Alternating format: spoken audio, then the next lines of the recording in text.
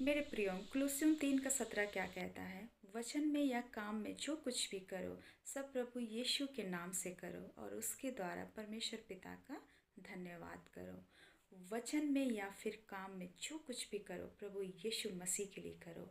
ये जो वचन है मेरे प्रियो, हमारे आत्मिक जीवन के साथ साथ शारीरिक जीवन के लिए बहुत ही इम्पॉर्टेंट है।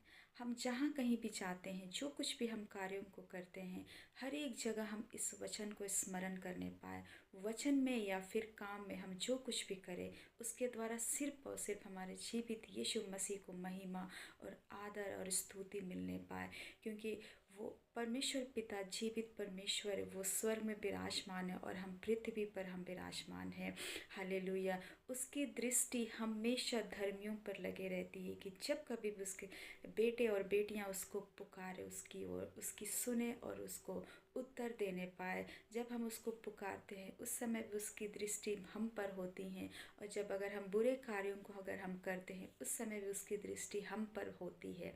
हालेलुया। इसलिए हमारा उठना बैठना, चलना फिरना, किसी से बात करना, किसी को देखना, सारी बातों के द्वारा सिर्फ और सिर्फ प्रभु यीशु मसीह को महिमा और स्तुति मिलने पाए, क्योंकि हमारा परमेश्वर हमारे मनों को जांचता है।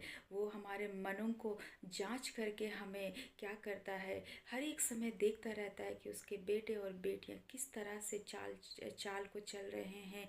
किसी से अगर हम बात कर रहे हैं, क्योंकि अगर हम मन में किसी के लिए कुछ छोटा सा भी कुछ गलत चीज़ों को सोचते हैं, तो वो हम अपने मन में उसके विरुद्ध में हम व्यभिचार करते हैं। इसीलिए एक एक चीज़ हमारा सोचना, किसी के साथ बातचीत करना, हर एक बातें क्या होना चाहिए, यीशु मसीह के अनुसार होना चाहिए। और ये तभी संभव है जब हम हर दिन इस वचन को हम क्या करते हैं, मनन करते हैं, और हम अपने शरीर के हर एक अंगों को और सेंस ऑर्गन्स को हम परमेश्वर पिता के हाथों में हम सौंपते हैं, और हम कहते हैं, परमेश्वर ये जो देह है ये आपका पवित्र मंदिर है, इसे आप ही चलाना। मुझसे तो असंभव है, लेकिन आपसे संभव है। हालेलुया। वचन हमसे क्या कहती है?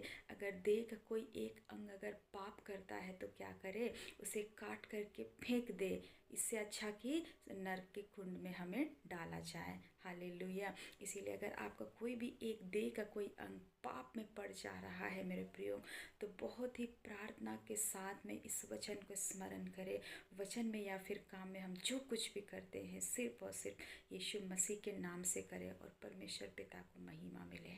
आमीन।